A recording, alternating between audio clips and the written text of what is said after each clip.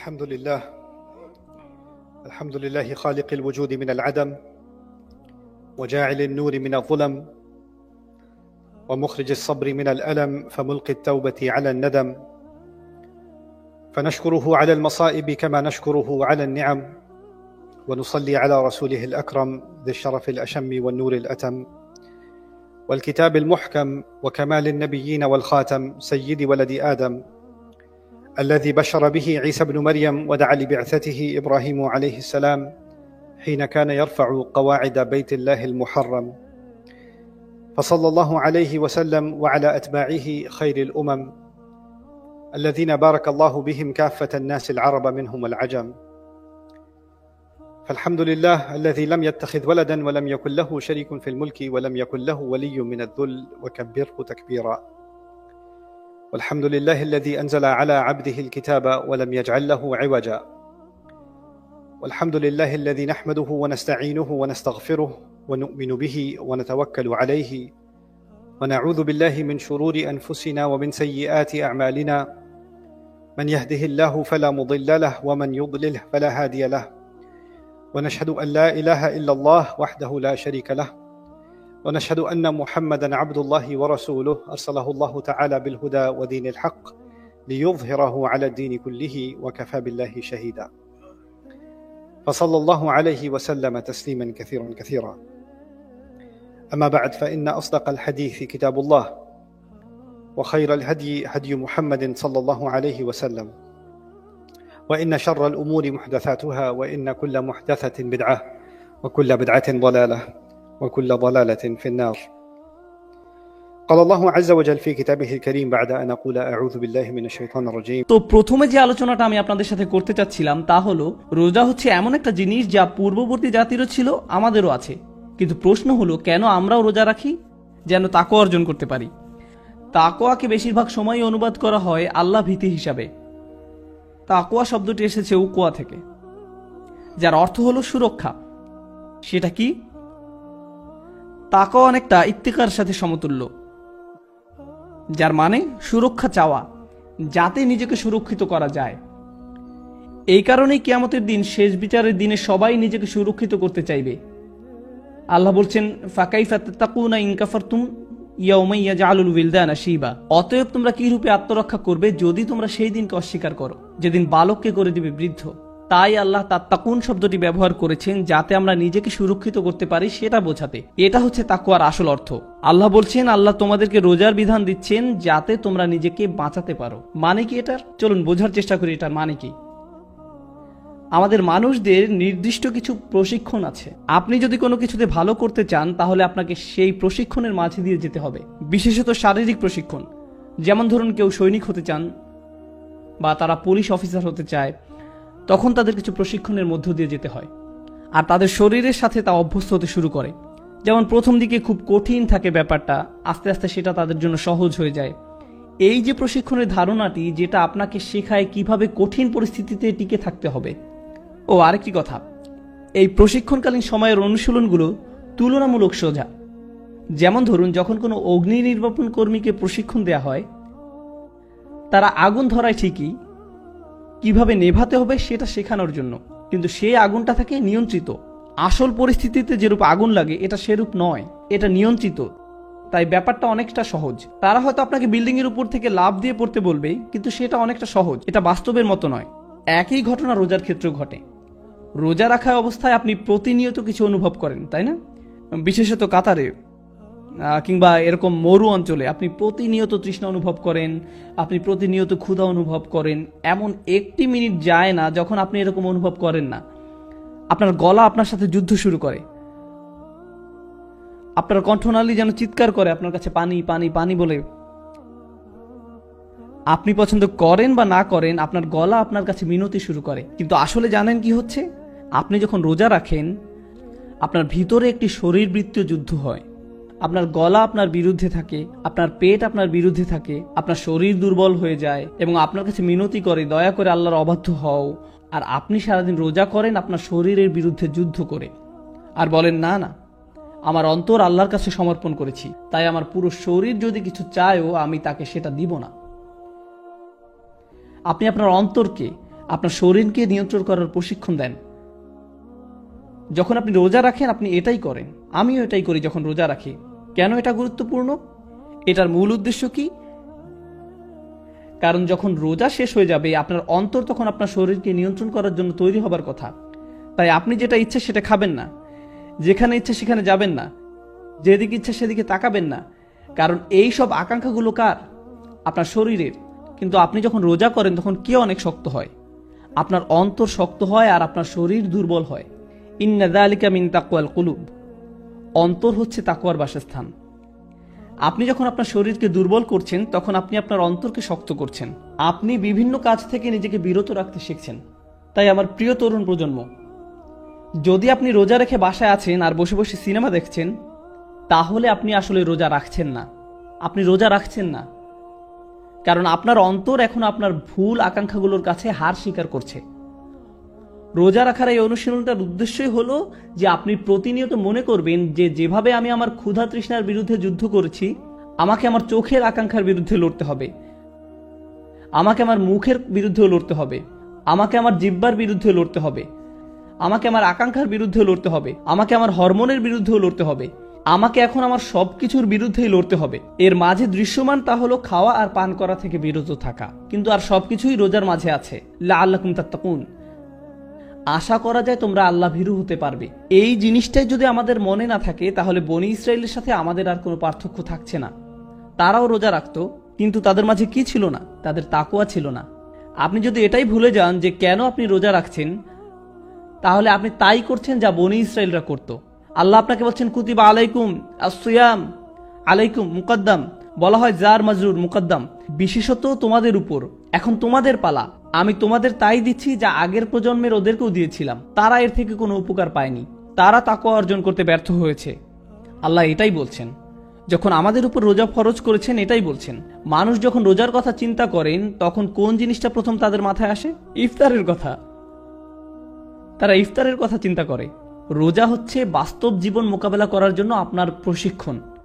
যখন প্রশিক্ষণ চলে সেটা অনেক সহজ থাকে, যেমন নিয়ন্ত্রিত আগুন, নিয়ন্ত্রিত পরিস্থিতি।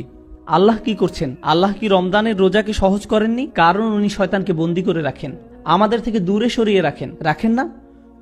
উনি আমাদের কাজ সহজ করে দেন যাতে আপনার অন্তর নিজেকে নিয়ন্ত্রণ করার একটা সুযোগ পায়। যেই মাত্র রমজান শেষ হয়, ঈদ মুবারক, বলুন তো কি হবে? শয়তান মুক্ত। আর আসল যুদ্ধ শুরু হয় তখন। এতদিন ধরে যে প্রশিক্ষণ নিলেন সেটা এখন কাজে দিবে। কিন্তু যদি আপনি নিজেকে ঠিকমতো প্রশিক্ষিত না করেন, দেখো এখন শুধু তরুণ প্রজন্মকে সাহায্য করার জন্য বলছি, কেউ যখন আর্মিতে যোগ দিতে চায় তাকে শারীরিক প্রশিক্ষণের মধ্য দিয়ে যেতে হয়। তারা তাকে কোনো দেয়ালের উপর দিয়ে লাফ দিতে বলে অথবা দেয়াল বেয়ে উঠে অন্যদিকে যেতে বলে। এখন ধরুন দুইজন লোক মিলিটারিতে যোগ দেবার পর প্রশিক্ষণ নিচ্ছে, একজন দেয়ালের উপর দিয়ে লাফিয়ে গেল, আর একজন পাশ দিয়ে হেঁটে ওই পাশে গেল। ধরা যাক এই কাজ তাদেরকে 10 বার করতে হবে। একজন 10 বার লাফিয়ে গেল, অন্যজন 10 বারই অন্য পাশ দিয়ে ঘুরে গেল। এখন তারা যখন আসল রণক্ষেত্রে যাবে এবং তাদের একটি দেয়াল ডিঙাতে হবে, কে যেতে পারবে আর কে পারবে না বোঝা গেল? তার দুজনই বলতে পারে যে আমি তো আমার কাজ শেষ করেছি। সবাই তাই চায় ফিনিশ লাইনে পৌঁছাতে। আপনিও রোজা রাখবেন, আপনার ভাইও রোজা রাখবে, কিন্তু আপনাদের দুজনের রোজা সমান হবে না, এক হবে না। যে ছেলেটি সত্যিই নিজেকে প্রশিক্ষিত করেছিল আর যে তা করেনি, তারা কি একই ফল পাবে? এখন আল্লাহ বলছেন শাহরু রমাদান, রোজার মাস। পরের আয়াত, এটি হচ্ছে কোরআনে রমজানের রোজা রাখা বিষয়ক একমাত্র আয়াত, একমাত্র এটি। আল্লাযী উনজিলা ফীহিল কুরআন। আগেও বলেছি যখন মানুষ রমজানের কথা চিন্তা করে প্রথম কোন জিনিসটা তাদের মাথায় আসে? ইফতার, পাকোড়া, সামোসা। বাসায় যথেষ্ট কেচাপ আছে কিনা সেটা দেখতে হবে। আপনি অতিরিক্ত অনেক সোডা জাতীয় জিনিস কিনেন। মুসলিমরা আসলে রমজানের সময় ওজন কমায় না, বরং ওজন বাড়ায়। এটাই আমাদের নিয়ম। যখন আপনি রমজান মাসের কথা ভাবেন, প্রথম যে জিনিসটি আপনার মাথায় আসে তা হলো রোজা রাখা। আপনি যদি খাবারের কথা চিন্তা নাও করেন, আপনারা বলেন ভাই এই বছর রমজান তো গরমের মাঝে, কি যে হবে, আপনার মাথায় শুধু এই ধরনের চিন্তাই আসে। আল্লাহ কোরআনে বলছেন প্রথম যেই জিনিসটা রমজান শব্দ শুনলেই আপনার চিন্তা করার কথা ছিল তা হলো শাহরু রমাদান আল্লাযী উনজিলা ফীহিল কুরআন। আল্লাহ এটা বলেননি যে তাতে তিনি রোজা ফরজ করেছেন, বলেছেন আল্লাযী উনজিলা ফীহিল কুরআন, সেই মাস যাতে কোরআন নাজিল করা হয়েছিল। রমজান সেই মাস যাতে কোরআন নাজিল করা হয়েছিল। যেই কারণে রমজান একটি বিশেষ মাস তা রোজা নয়। রমজান এই কারণেই বিশেষ, কারণ এই মাসে কোরআন নাজিল হয়েছিল। আল্লাহ এটাই আমাদের বলছেন। এখন আপনার নিজেকে প্রশ্ন করতে হবে, আপনি রমজানে রোজা রাখছেন কিন্তু আপনি কোরআন পড়ছেন না। আপনি রোজা রাখছেন কিন্তু পুরো 30 দিনে এক পাতা কোরআনও আপনি মুখস্থ করেননি। এক পাতা থাক, এমনকি আধা পাতাও নয়, এমনকি 2টা আয়াতও নয়, আপনি কোরআন থেকে কিছুই মুখস্থ করেননি। তাহলে আপনি কিভাবে বুঝবেন আল্লাহ আপনাকে কি বলছেন? রমজানের পুরো উদ্দেশ্যটাই ছিল কোরআন নাজিল হওয়াটা উদযাপন করা। আমি আগেও বলেছি, একটা জাতির জন্য প্রথম যে জিনিসটা দরকার তা হলো রাজধানী। এখন আমাদের নতুন রাজধানী কি? কাবা। দ্বিতীয় যে জিনিসটা দরকার সেটি হলো একটি জাতির জন্য সংবিধান। আর আমাদের সংবিধান কি? কোরআন। আর সংবিধান যখন লিখিত হয় আর অনুমোদিত হয়, প্রত্যেক জাতি তা উদযাপন করে। প্রত্যেক জাতি যাদের সংবিধান আছে তাদের একটি সংবিধান দিবসও আছে, যেদিন তাদের সংবিধান কার্যকর হয়েছিল। আছে সবার এরকম দিবস, ঠিক আছে? আমাদের সংবিধান নাজিল হয়েছিল রমজান মাসে। আল্লাহ আমাদেরকে শুধু একদিন দেননি উদযাপন করার জন্য, উনি আমাদেরকে পুরো 30টা দিন দিয়েছেন। রমজান মাস এটারই উদযাপন যে আল্লাহ আমাদেরকে এক উম্মাহ করেছেন। এখন আমাদের নিজস্ব রাজধানী আছে, নিজস্ব সংবিধান আছে এবং আমাদের নিজস্ব রোজা রাখার দিন আছে। ইহুদিরা যেদিন রোজা রাখতো এটা আর সেই দিন নেই। আর আইয়াম মাদুদাত নয়, পুরোপুরি আলাদা করে ফেলেছেন। রমজানের পুরো উদ্দেশ্যটাই ছিল কোরআন নাজিল হওয়াটা উদযাপন করা। যাই হোক, আমরা আবার আমাদের রমজানের বিষয়টাতে ফিরে আসি। শাহরু রমাদান আল্লাযী উনজিলা ফীহিল কুরআন হুদাল লিন-নাস। মনে হচ্ছে মুখে একটা বড় চর খাওয়ার মতো অবস্থা, কারণ তিনি বলছেন কোরআন সকল মানুষের জন্য পথ প্রদর্শক। এই আয়াত শুধু মুসলিমদের জন্য না, এটা মদিনার ইহুদি সম্প্রদায়ের জন্য। তারা ভাবে যে যখন ওহী আসে সেটা কাদের জন্য আসে? শুধু তাদের জন্য, শুধু তাদের জন্য। আল্লাহ বলছেন না, এইবার ওহী শুধু তোমাদের জন্য না, এটা সমগ্র মানব জাতির জন্য। হুদাল লিন-নাস। আল্লাহ এটাও বলেননি যে হুদাল লিল আরব, হুদাল লিল বনি ইসরাইল, হুদাল লি বনি ইসমাইল, হুদাল লি বনি ইব্রাহিম। না না না না, হুদাল লিন-নাস। এটা সমগ্র মানব জাতির জন্য।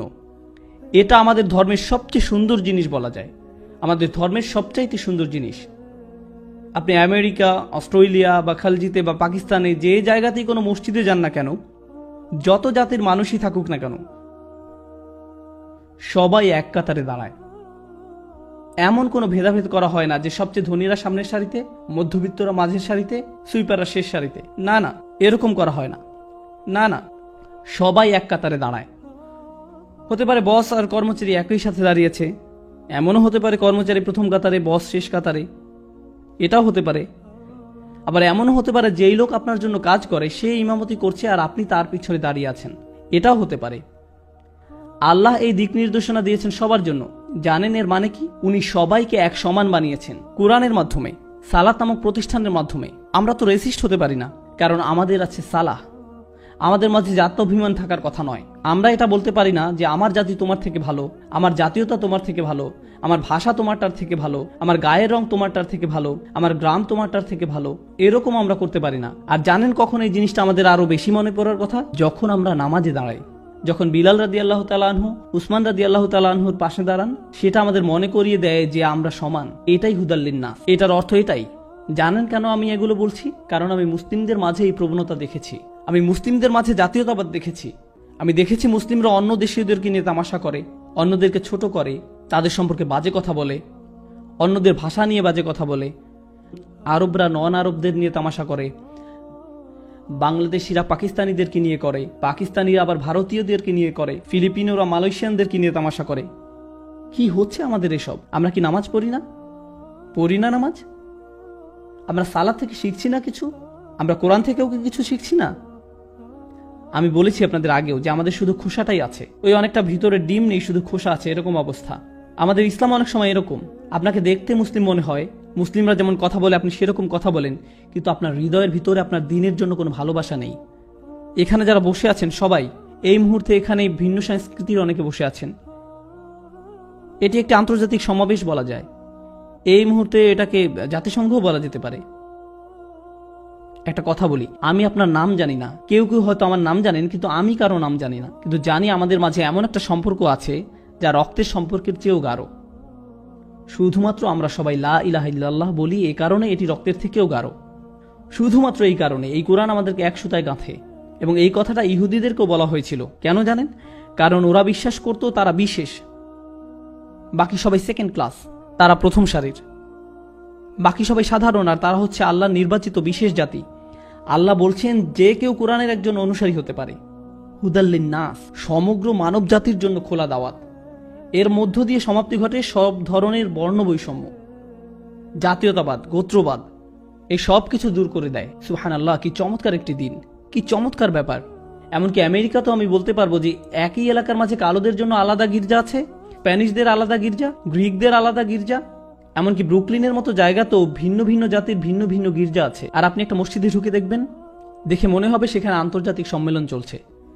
বিভিন্ন জাতির মানুষ সব এক সারিতে দাঁড়ানো, এমনকি তারা কেউ কারো ভাষাও জানে না, কিন্তু তারা একসাথে নামাজ পড়ছে। কুরআনও আমাদেরকে একীভূত করে যখন আমরা সালাতে দাঁড়াই। কুরআন হুদাল্লিন নাস ওয়া বাইয়িনাতিম মিনাল হুদা, সুস্পষ্ট পথ নির্দেশ আর অন্যায় ও ন্যায়ের মাঝে পার্থক্য বিধানকারী। এই আয়াতটা তো রমজান নিয়ে হওয়ার কথা ছিল, তাই না? আন্নাহা বাদাআত বিকালিমাত শাহরু রমাদান, আয়াতটি শুরুই হয়েছে শাহরু রমাদান দিয়ে। অথচ এখন পর্যন্ত আল্লাহ কি বলেছেন? এই মাসে কুরআন নাজিল হয়েছিল, যা আল্লাহর তরফ থেকে পথ প্রদর্শক। মানে হচ্ছে এই নির্দেশনাগুলো এক একটি আশ্চর্য ব্যাপার। ওয়াবাইয়িনাতিম মিনাল হুদা ওয়াল ফুরকান, সুস্পষ্ট পথ নির্দেশ আর ন্যায় ও অন্যায়ের মাঝে পার্থক্য বিধানকারী। এতক্ষণ পর্যন্ত আল্লাহ রমজান নিয়ে একটি কথাও বলেননি, শুধু কোরআন। আয়াতের অর্ধেকের বেশি অংশের আলোচনা কোরআন নিয়ে। কেন তিনি এরকম করলেন? কারণ উনি এটা নিশ্চিত করতে চাচ্ছেন যে কোনো মুসলিম যেন এটা ভুলে না যায় যে রমজান হচ্ছে কোরআনেরই মাস। রমজান কোরআনেরই মাস, এটা হচ্ছে এই আশ্চর্য কিতাবের মাস। এর থেকে প্রথম শিক্ষাটা হলো আল্লাহ মুসলিমদের জন্য রমজানে রোজা রাখার শক্তি দিবেন। আর উনি রমজান মাসেই রোজা রাখাকে বছরের অন্য যে কোনো সময়ের চেয়ে সহজ করে দিবেন। আমি গ্যারান্টি দিয়ে বলতে পারবো, আপনি যখন রমজানে রোজা রাখবেন তখন অন্য যে কোনো সময়ের চেয়ে সহজ হয়ে যায়। কিন্তু এর এক সপ্তাহ পরেই রোজা রেখে দেখেন, ওইটা 10 গুণ কঠিন হবে। কারণ আল্লাহ বলছেন উনি আমাদের জন্য সহজ করতে চান। ওই 30 দিন অন্য দিনে 3 দিন রোজা রাখা থেকে অনেক সহজ। সুবহানাল্লাহ, এটা হচ্ছে প্রথম অর্থ, আল্লাহ আপনার জন্য সহজ করতে চান।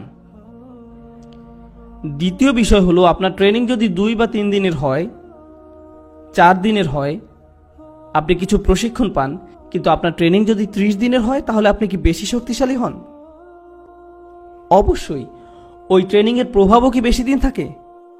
হ্যাঁ, আল্লাহ আমাদেরকে শয়তানবিহীন 30টা দিন দিয়েছেন, 30টা কোরআনময় দিন, 30টা দিন যে সময় শরীর নয় আপনাকে নিয়ন্ত্রণ করে আপনার অন্তর। উনি একদম পরিপূর্ণভাবে এই ট্রেনিং এর জন্য তৈরি করেছেন। যখন আপনার ট্রেনিং কঠিন হয়, তখন তা শেষ হবার পর আপনি একটি সার্টিফিকেট পান এবং উদযাপনও করেন।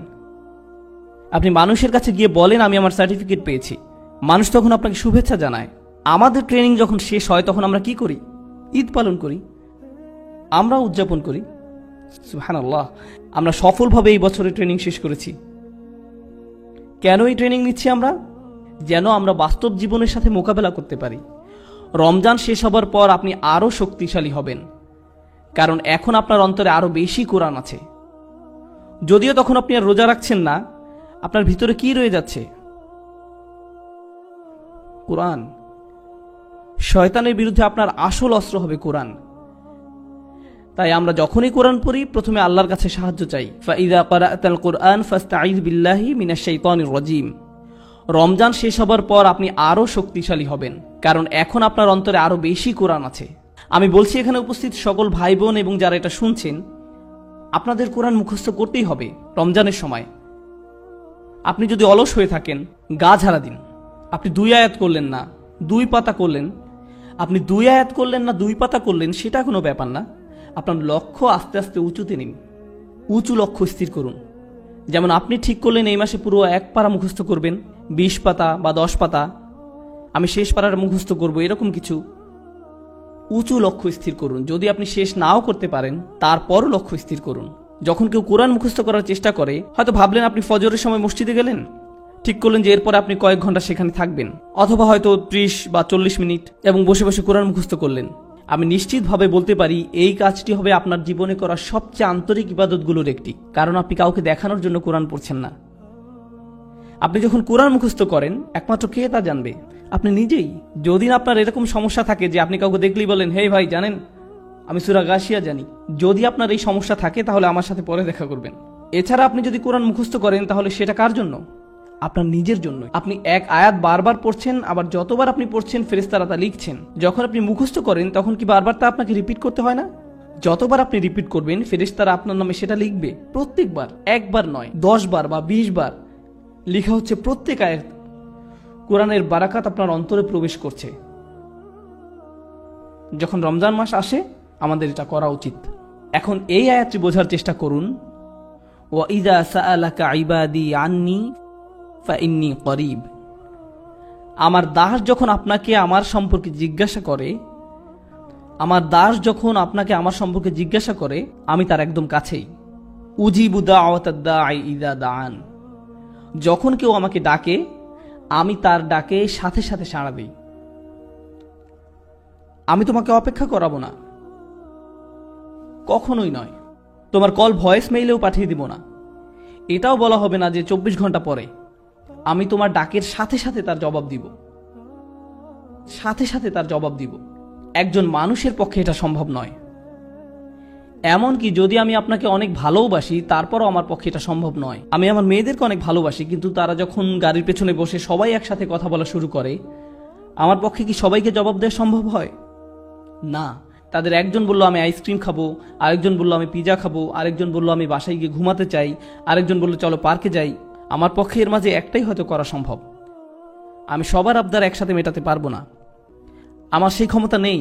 যদিও আমি তাদেরকে ভালোবাসি, আমাকে বলতে হবে আমি দুঃখিত, আমার পক্ষে সম্ভব নয়। আল্লাহ তার রাসূল সাল্লাল্লাহু আলাইহি সাল্লামকে বলছেন, যখন তারা আমার সম্পর্কে জানতে চায় আমি খুব কাছেই আছি। যখন তারা ডাকবে আমি তখনই ডাকে সাড়া দিব। আমি তাদের দুয়ার জবাব যখন চাইবে তখনই দিব। যখন তারা ডাকবে আমি তখনই ডাকে সাড়া দিব। বিশেষত এই আয়াতের মাঝে যত রত্ন লুকিয়ে আছে, আল্লাহর তরফ থেকে যে এই আয়াত কত উপহার দেওয়া হয়েছে তা গণনা করে শেষ করা যাবে না। আমি আপনাদের সাথে কিছু শেয়ার করতে চাই ইনশাআল্লাহ। কেন? কারণ আমি আপনাদের সবাইকে উৎসাহিত করতে চাই যেন এই রমজান হয় কোরআনের মাস, দুয়ার মাস, আর আপনারা যেন দুইটিকে একসাথে করতে পারেন। ইনশাআল্লাহ আমরা আলোচনা করব কিভাবে আমরা এই দুইটি একসাথে করব।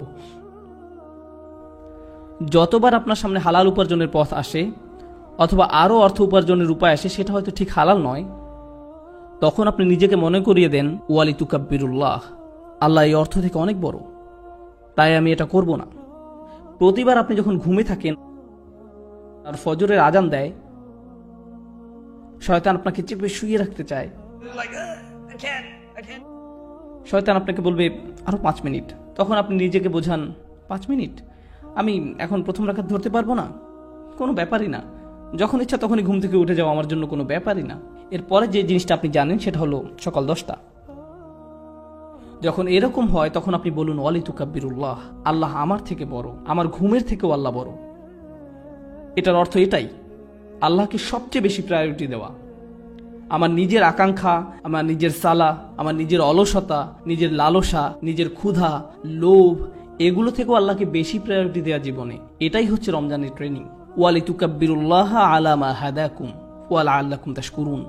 আর আয়াতটি শেষ হলো এইভাবে যেন আমরা কৃতজ্ঞ হতে পারি। প্রশ্ন হলো কিসের জন্য কৃতজ্ঞ? আয়াত শুরু হয়েছে রমজান মাস, আর এই মাসেই কোরআন নাজিল হয়েছে। অর্থাৎ প্রথমে যে নিয়ামতের জন্য আমরা আল্লাহর কাছে কৃতজ্ঞ থাকবো সেটা কি? কোরআন। যেন আপনি কোরআনকে সত্যিকারের কদর করতে পারেন। এই দেখে ধরুন আমি আপনার বাসায় গেলাম আর আপনাকে একটা উপহার দিলাম, এই দেখো আমি এটা তোমার জন্য কিনেছি। আমি হয়তো আপনার জন্য ছোট একটা ক্রিস্টালের জিনিস কিনেছি। পাকিস্তানিরা আবার ক্রিস্টালের জিনিস খুব পছন্দ করে। আপনি বললেন বাহ, এটা তো খুব সুন্দর, ধন্যবাদ। তারপর দূরে ছুঁড়ে ফেলে দিলেন। এটা কি অপমানজনক নয়? আমি আপনাকে একটা উপহার দিলাম আর আপনি কি করলেন? আমার সামনেই ধন্যবাদ দিয়ে সেটা ছুঁড়ে ফেলে দিলেন। অথবা ধরুন আমি বললাম হেই, আমি তোমার জন্য একটা বই কিনেছি, মনে হয় তুমি পছন্দ করবে। আপনি এক টুকরো কাপড় নিলেন এবং সেটাকে পেঁচিয়ে একেবারে ফ্রিজের উপরে তুলে রাখলেন। আমি এইভাবে রাখার জন্য আপনাকে বইটি দেইনি। কেন দিলাম বইটি আপনাকে? যেন আপনি এটা পড়তে পারেন। আপনি এই উপহারের জন্য সন্তুষ্ট নন, বুঝলেন? আল্লাহ বলছেন যেন তোমরা কৃতজ্ঞ হতে পারো, যেন আপনি এমনভাবে কোরআন কদর করতে পারেন যেমন আপনি আগে করেননি। রমজান যখন শেষ হয়ে যাবে তখন মনে হবে আপনি কোরআনের সাথে একটা নতুন সম্পর্ক গড়লেন।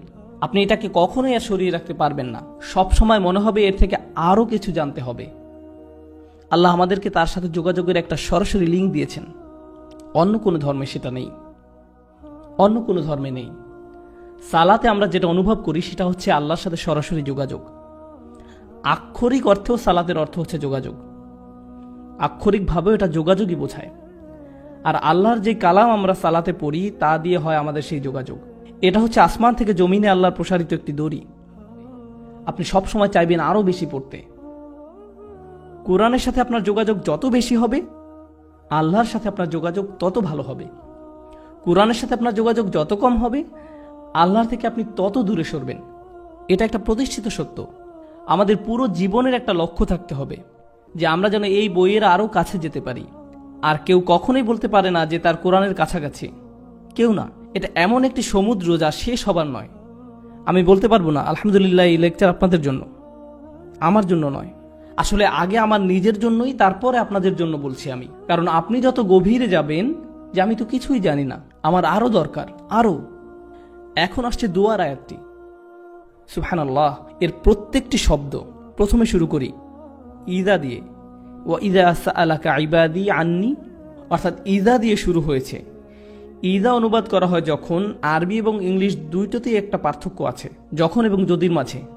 আমি চাই যে আপনারা যখন এবং যদির পার্থক্যটা বুঝুন। যদি এর আরবি হচ্ছে ইন। আল্লাহ বলেননি যে যদি আমার বান্দা আপনাকে জিজ্ঞেস করে আমার ব্যাপারে, বরং বলেছেন যখন জিজ্ঞেস করে। ধরুন একজন মায়ের কথা যার ছেলে আর্মিতে গেছে এবং সে যুদ্ধও গেছে, অনেক দিন মায়ের সাথে কোনো যোগাযোগ নেই, কোনো কল বা ইমেইল কিছুই না। মায়ের তো অবশ্যই ছেলের কথা মনে পড়বেই। মা কি বলবে, যখন আমার ছেলে আসবে তখন আমি খুশি হব? নাকি বলবে যদি আমার ছেলে আসে আমি খুশি হব? সে বলবে যখন আমার ছেলে আসবে তখন আমি খুশি হব। বলেন যখন। আপনি তখন যদি বলেন না, বলবে না যে যদি ছেলে আসে তাহলে আমি খুশি হব। কারণ সে যদি বলে যে যদি আমার ছেলে আসে তাহলে আমি খুশি হব, এর অর্থ সে এটা মেনেই নিয়েছে যে তার ছেলে মরে যাবে। কিন্তু যদি বলে যখন, তার মানে সে আশা করছে যে সে ফেরত আসবে। যখন আপনি কাউকে হারিয়ে ফেলেন আর আপনি চান যে তারা ফিরে আসুক, আপনার অন্তর এটা মেনেই নিতে পারবে না যে সে আসবে না। আপনি তখন যদি বলেন না, বলেন যখন। আল্লাহ বলছেন যখন আমার দাস তোমাকে জিজ্ঞেস করবে। উনি বলেননি যদি আমার দাস তোমাকে জিজ্ঞেস করে। কেন? কারণ আল্লাহ আশা করছেন যে আমরা এই ব্যাপারে জিজ্ঞেস করব। উনি অপেক্ষা করছেন আমাদের ডাকের জন্য। এটা অনেকটা এমন যে আল্লাহ অপেক্ষা করছেন কখন আমরা চাইব। সুবহানাল্লাহ। যখন, এই একটি শব্দের মাঝে আছে বিশ্বাস, আশা, ভালোবাসা, সবকিছু। আল্লাহ যদি এমন ভাবে বলতেন যে আল্লাহ মানুষকে পরোয়াই করেন না, তারা চাক বা না চাক তাতে তার কি। এবার আসি সাআলা শব্দটি নিয়ে। এটা অতীতকাল। ইদা ইয়াসআলুও বলা যেতে পারে, যেটা দিয়ে বর্তমান কাল বোঝায়। ইদা অতীতকাল এবং বর্তমান কাল এই দুই ক্রিয়ার সাথেই ব্যবহার হয়। যখন বর্তমান কালের সাথে ব্যবহার হয় তার মানে বারবার বোঝায়। মানে যদি বোঝানো হতো আমার দাস যখন আমার সম্পর্কে বারবার জিজ্ঞেস করে তখন হতো ইদা ইয়াসআলুকা। কিন্তু আয়াতে বলা হয়েছে ইদা সাআলাকা। এটা অতীতকালের ক্রিয়া। শুধু কোনো কিছু একবার হয়েছে সেটাই বোঝায়। এর মানে আল্লাহ বোঝাচ্ছেন আমি আমার দাসের জন্য অপেক্ষা করছি, সে যদি একবারও আমার কাছে চায়। আমি অনেকবারের জন্য না, তার একবার ডাকের জন্যই অপেক্ষা করছি। এরপর বলছেন সাআলাকা, তারা আপনাকে, রাসূল সাল্লাল্লাহু আলাইহি সাল্লামকে জিজ্ঞেস করবে। কোন সাহাবী বলতেন যে আমি আল্লাহ সম্পর্কে আরো জানতে চাই। তো কাকেই জিজ্ঞাসা করবেন? কাকেই জিজ্ঞাসা করবেন? রাসূল সাল্লাল্লাহু আলাইহি সাল্লামকে। এরপর আল্লাহ বলছেন সাআলাকা ইবাদি, বলেননি যে সাআলাকা হাউলা, সাআলাকাল্লাযীনা আমানু, যারা বিশ্বাস করে তারা জিজ্ঞেস করলে, সাআলাকাল মুমিনুন, মুমিন বান্দারা জিজ্ঞেস করলে, সাআলাকাল মুসলিমুন আসহাবুক। তিনি বলছেন ওয়া ইদা সাআলাকা ইবাদি, আমার দাসেরা, আমার দাসেরা। উনি বলেননি যে ইবাদুনা বা ইবাদাল্লাহ, বলেছেন ইবাদি। শেষের এই ই দিয়ে বোঝায় আমার দাস। আল্লাহ কোরআনে সে, আমরা, আমি এগুলো ব্যবহার করেছেন বিভিন্ন সময়। আমি, কখনো উনি আমি ব্যবহার করেন, কখন উনি আমি ব্যবহার করেন, যখন হয় উনি বেশি ভালোবাসা দেখান অথবা বেশি রাগ প্রকাশ করেন। শুধু এই দুই প্রেক্ষাপটে। আপনি যদি কোরআনের একটি আয়াত পড়েন যাতে আমি ব্যবহার করেছে, সেক্ষেত্রে দেখবেন হয় আল্লাহ অসম্ভব ভালোবাসা দেখিয়েছেন অথবা প্রচন্ড রাগ দেখিয়েছেন। সাধারণ কোনো ক্ষেত্রে সেরকম হয়নি। এটা হচ্ছে এমন আয়াত যাতে অসম্ভব ভালোবাসা দেখিয়েছেন। তাই উনি বলছেন ইবাদি, ইবাদুনা বলেননি, আমার দাস বলেছেন। আমরা অনেক সময় আমাদের কাছের কেউ দূরে থাকলেও বলি আমার ভাই, আমার বোন, আমার বাবা, আমার মা। এর মানে এই না যে আপনি ওদের মালিক। এ দিয়ে তাদের প্রতি আপনার ভালোবাসাটার প্রকাশ পায়। যখন আপনি কারোর জন্য ব্যবহার করেন, এক্ষেত্রে তারা হচ্ছে আল্লাহর দাস। এমন হতে পারে এরা হয়তো আল্লাহর ইবাদতই করেনি। এখন তারা কার কাছে জিজ্ঞেস করেছিল? দেখে আপনাদের মনোযোগ কেমন আছে। তারা কি আল্লাহর কাছে সরাসরি জিজ্ঞেস করেছিল নাকি রাসূলুল্লাহ সাল্লাল্লাহু আলাইহি সাল্লামের কাছে জিজ্ঞেস করেছিল? তারা রাসূল সাল্লাল্লাহু আলাইহি সাল্লামের কাছে জিজ্ঞেস করেছিল। এখন আমি অর্থটা আবার বলি, যখন তারা আমার সম্পর্কে জিজ্ঞেস করে তাহলে তাদেরকে বলো আমি নিকটে। আয়াতে কিন্তু বলা হয়নি তাদেরকে বলো, আয়াতে বলেছে ফাইন্নী করিব। যখন তারা আমার সম্পর্কে জিজ্ঞাসা করে তখন আমি একদম কাছে, তখন আমি একদম কাছে। কোন জিনিসটা বলা হয়নি? তাদেরকে বলো ফাকুল্লাহুম ইন্নী করিব। কিন্তু এখানে কোনো ফাকুল্লাহুম নেই। কেন? লোকজন রাসূলুল্লাহ সাল্লাল্লাহু আলাইহি সাল্লামের কাছে জিজ্ঞেস করতে এসেছিল। হয় না আমাদের সময় লোকজন আলেমদের কাছে গিয়ে জিজ্ঞেস করে আল্লাহ কি আমার দোয়া শুনবে? আমার অনেক ভুল হয়, আমার অনেক নামাজ বাদ গেছে, আল্লাহ কি তারপরও আমার দোয়া শুনবে? আল্লাহ কি আমাকে জাহান্নামে নিক্ষেপ করবে? এগুলো মানুষ আলেমদেরকে জিজ্ঞেস করে। আর এই ক্ষেত্রে সাহাবীরা রাসূলুল্লাহ সাল্লাল্লাহু আলাইহি সাল্লামকে জিজ্ঞেস করেছিলেন। আল্লাহ নিজেই সরাসরি উত্তর দিলেন। উনি রাসূলুল্লাহ সাল্লাল্লাহু আলাইহি সাল্লামকে দিয়ে নয়, বরং উনি আপনার সাথে, আমার সাথে সরাসরি কথা বলা শুরু করলেন। আমি এত কাছে যে আমি তোমার সাথে কথা বলছি। আমি এমনকি রাসূল সাল্লাল্লাহু আলাইহি সাল্লামকেও বলছি না যে তোমার সাথে কথা বলতে, আমি সরাসরি তোমার সাথে কথা বলবো। এখানেই কোরআনের সৌন্দর্য। লোকজন রাসূলুল্লাহ সাল্লাল্লাহু আলাইহি সাল্লামের কাছে জিজ্ঞাসা করতে আসলো, আর আল্লাহ বলেননি যে আপনি ওদেরকে গিয়ে বলুন, বরং উনি ঠিক করলেন যে উনি নিজেই বলবেন আমি খুব কাছে। তুমি আমাকে বিশ্বাস করো না কেন? আমি বললাম তুমি বিশ্বাস করো না? বললাম ইন্নি শব্দটার কারণে। ইন্নি মানে বাংলায় অবশ্যই, কোনো কিছু নিঃসন্দেহে বোঝাতে ইন্নি শব্দ ব্যবহার হয়। তাই কেউ যদি কোনো ব্যাপারে সন্দেহ পোষণ করে তখন ইন্না ব্যবহার করা হয়। এখানে আল্লাহ বলছেন কখনোই আমি কাছে নেই, এই সন্দেহও করো না। কেন তুমি সন্দেহ করছো যে আমি কাছে নেই? কেন তুমি ভাবছো যে আমি তোমার থেকে দূরে সরে যাব? তুমি আমার থেকে দূরে সরে গেছো, আমি না, তুমি সরেছো। তুমি আমার অবাধ্য হয়েছো, তুমি আমাকে ভালোবাসা বন্ধ করেছো। আমি কখনো তোমাকে ভালোবাসা বন্ধ করিনি। তুমি দূরে সরেছো, আমি সবসময় কাছে ছিলাম। আবার কারিব শব্দটাও, কারিব হচ্ছে ইসমে সিফা, যার অর্থ আমি সব সময় আছি। পুরো বাক্যটা দ্বারা অবশ্যই আমি সব সময় আছি, কাছেই। আমার দাস এটা জানুক। আরেকটা ব্যাপার হচ্ছে আল্লাহর কতগুলো নাম আছে? অন্তত 99টা। কত সুন্দর সুন্দর নাম আল্লাহর। তাই যখন মানুষ জিজ্ঞেস করলো আল্লাহ সম্পর্কে, তখন তাদেরকে আল্লাহর কোন নামটা বলা সবচেয়ে বেশি জরুরি? আল্লাহ বলছেন যদি আমার দাস আমার সম্পর্কে জানতে চায় তাহলে বলুন আমি একদমই কাছে আছি। কেউ যখন কাছে থাকে, আপনি যখন আশেপাশে পুলিশ অফিসার দেখেন আপনি অন্যরকম আচরণ করেন। আপনি যখন দেখেন আপনার বস পাশে আছে, যখন জানেন টিচার কাছে আছে, আপনি ভিন্ন আচরণ করেন। যখন আপনি দেখেন আপনার মা পাশে আছে, বন্ধুদের সাথে ভিন্নভাবে কথা বলেন। যখন সে অন্য রুমে যায় তখন হয়তো আপনি আপনার বন্ধুর মুখে ঘুষি মেরে দেন। এই ধরনের কিছু করেন। যখন আপনি অনুধাবন করবেন যে আল্লাহ নিকটে, তখন আপনি সব সময়ের জন্য একদম ভিন্ন মানুষ হয়ে যাবেন, কারণ উনি সব সময় কাছে। এখন উনি যদি সবচেয়ে কাছেই হন, এরপর উনি কি বলছেন? উজিবু, উজিবু। আরবিতে আজাবা মানে উত্তর দেওয়া। এছাড়াও আরেকটা শব্দ আছে ইস্তেজাবা। কোরআনের অন্য এক জায়গায় আল্লাহ বলছেন ফাস্তাজাবা লাহুম রব্বুহুম। তিনি আজাবা লাহুম বলেননি, তিনি বলেছেন ফাস্তাজাবা লাহুম। তাদের প্রভু তাদের ডাকে সাড়া দেন। দেখা যাচ্ছে দুইটা শব্দ আছে আরবিতে, আজাবা আর ইস্তেজাবা। আজাবা আর ইস্তেজাবা। আজাবা দিয়ে বোঝায় যেটা সাথে সাথে হবে। যখন আপনি কোনো দেরি করা ছাড়াই কাউকে জবাব দেন সেটাকে বলা হয় ইজাবা। আর যখন আপনি সময় নিয়ে জবাব দেন সেটাকে বলা হয় ইস্তেজাবা। আল্লাহ বলছেন উজিবু। এর মানে উনি কিভাবে দোয়ার উত্তর দেন? সাথে সাথে, কারণ উনি সব সময় কাছে।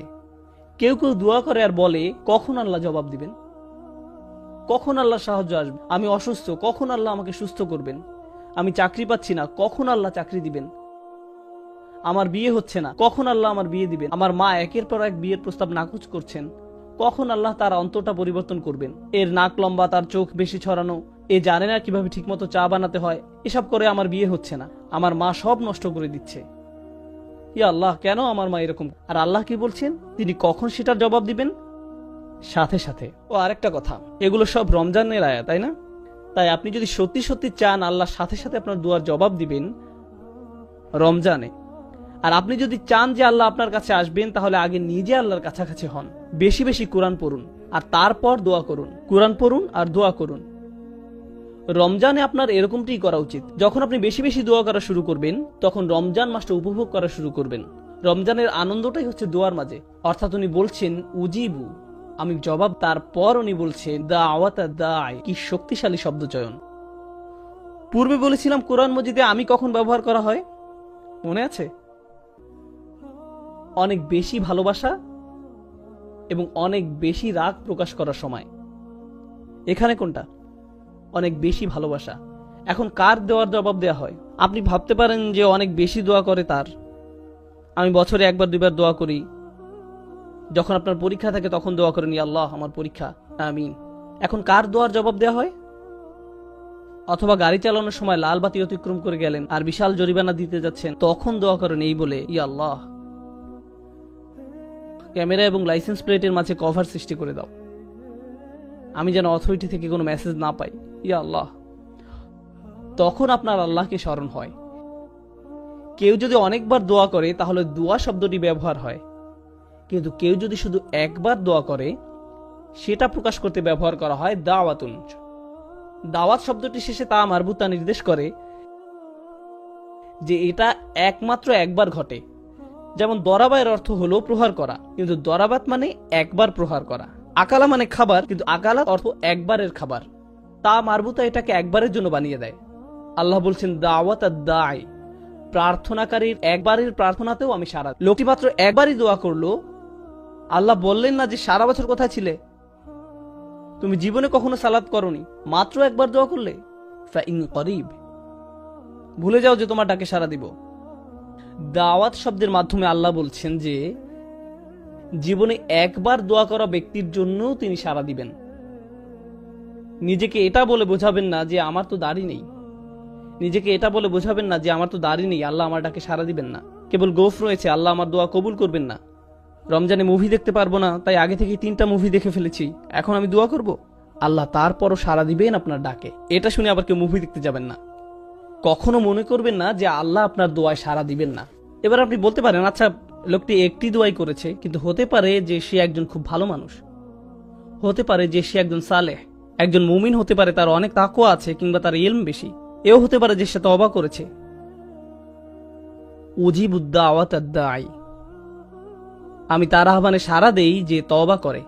আল্লাহ তা বলেননি, তিনি বলেছেন আমি সেই মানুষটিকে সাড়া দেই, দাওয়া তার একটি দোয়াতেই সাড়া দেই।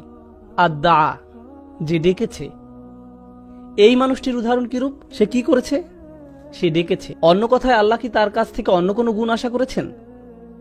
তিনি কি বলেছেন দাওয়াতুল মুসাল্লি, দাওয়াতুল মুত্তাকি, দাওয়াতুল মুমিন? না, তিনি বলেননি যে আপনার তাকওয়া থাকতে হবে, আপনার ঈমান থাকতে হবে, বলেননি আপনার ইলম থাকতে হবে। এই দোয়ায় বলেননি। কেন? কারণ আল্লাহ এখানে সেই সব মানুষের সাথে কথা বলছেন যারা আল্লাহ থেকে বহু দূরে চলে গেছে, এবং তিনি প্রথমেই তাদের বলছেন যে দেখো আমি কাছেই আছি। এরপর তিনি তাদের বলেন, দেখো আমি জানি এই একটি দোয়া ছাড়া তোমাদের কাছে এই মুহূর্তে আর কিছুই নেই, ঠিক আছে দাও, আমাকে এই একটি দোয়াই দাও। যদিও তুমি একজন দাঈ, শুধুই একজন আহ্বানকারী, তোমার জন্য আমার কাছে আর কোনো বিবরণ নেই। আমি তোমাকে এখনো পর্যন্ত একজন সালেহ ডাকতে পারি না, মুসলিম ডাকতে পারি না, মুমিন ডাকতে পারি না, আমি তোমাকে কিছুই ডাকতে পারি না। আমি শুধু তোমাকে ডেকেছি একজন দাঈ হিসাবে, একজন আহ্বানকারী। সুবহানাল্লাহ, সেটি কোনো যোগ্যতাই নয়। আল্লাহ বলেননি উজিবুদ দাওয়াত দাঈন, তিনি বলেছেন উজিবুদ দাওয়াত দাঈ। এই শব্দটির মধ্যে থাকা আলিফ লাম তাকে মারিফা বানিয়ে দেয়, অর্থাৎ যথাযথ এবং নির্দিষ্ট করে দেয়। অন্যভাবে বলা যায়, যে কেউ আল্লাহকে ডাকে, আল্লাহ বলেন না যে কোনো একজন শুধুই ডেকেছে, তিনি বলেন সেই জন আমাকে ডেকেছে, সেই নির্দিষ্ট মানুষটি। আপনি আল্লাহর কাছে নির্দিষ্ট, তিনি আপনাকে বিশেষভাবে ব্যক্তিগতভাবে চিনেন। কোনো ডাক্তার আপনার নাম মনে রাখতে পারবে না যদি তাকে দিনে 100টা রোগী দেখতে হয়। সে এভাবে বলে চেষ্টা করবে, মুহাম্মদ কেমন আছো, চলে এসো। সবাই মুহাম্মদ, অন্তত সম্ভাবনা তো আছে। সে আপনাকে নামে চিনতে পারবে না। আল্লাহ আজ্জা ওয়া জাল্লা নির্দিষ্ট রূপ পর্যন্ত চিনেন। আপনি হয়তো বলবেন, কোম্পানির সিইও কিভাবে আমার নাম জানবে? আমি তো শুধুই একজন নিরাপত্তা কর্মী। তার অবস্থান কত উঁচুতে আর আমি কত নিচু পর্যায়ে। কিভাবে একজন প্রেসিডেন্ট তার দেশের একজন অধিবাসীকে চিনবে? কিভাবে এটি সম্ভব?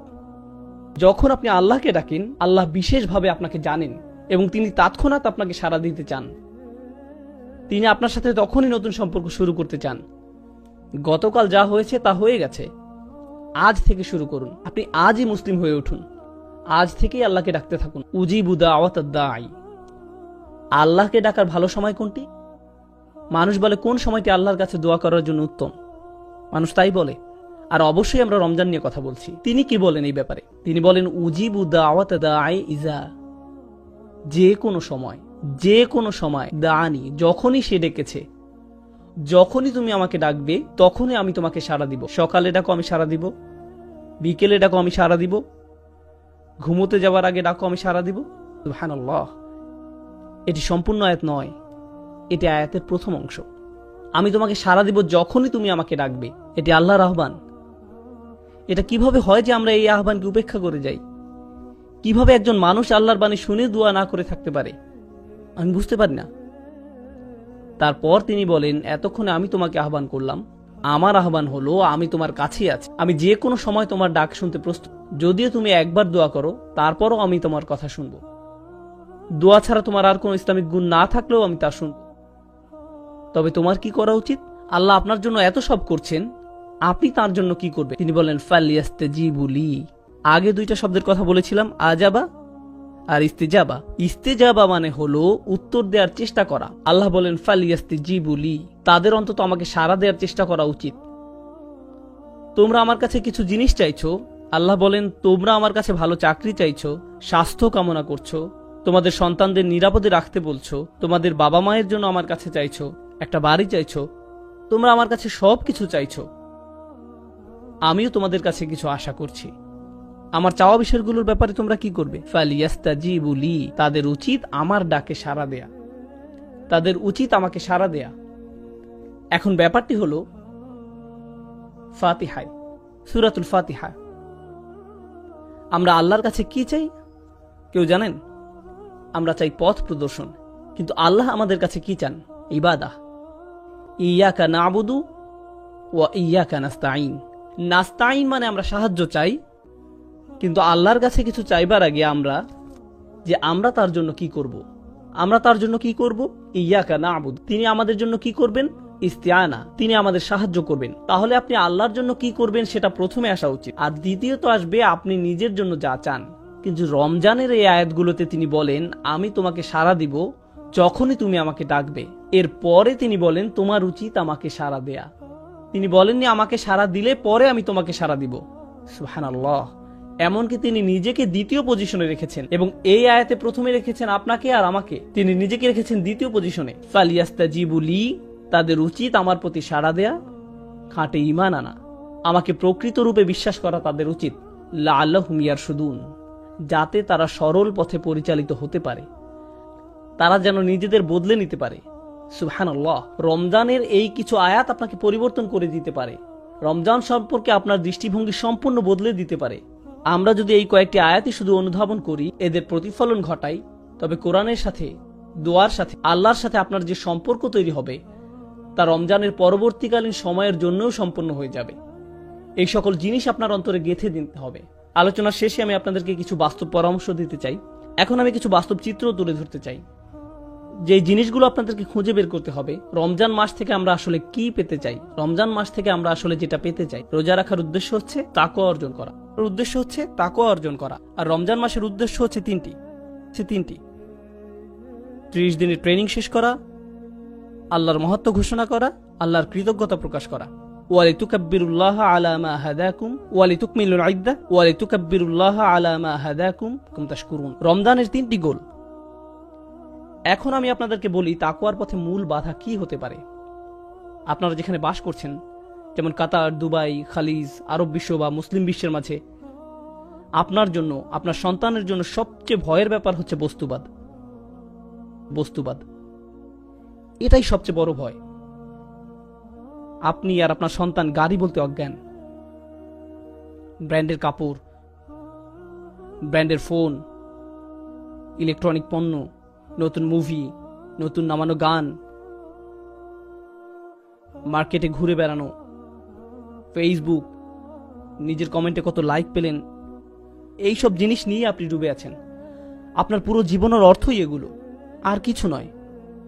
আর এটাই দুঃখজনক, কারণ আল্লাহ সাক্ষী, এই উম্মার তরুণরা হচ্ছে সবচেয়ে সম্ভাবনাময়।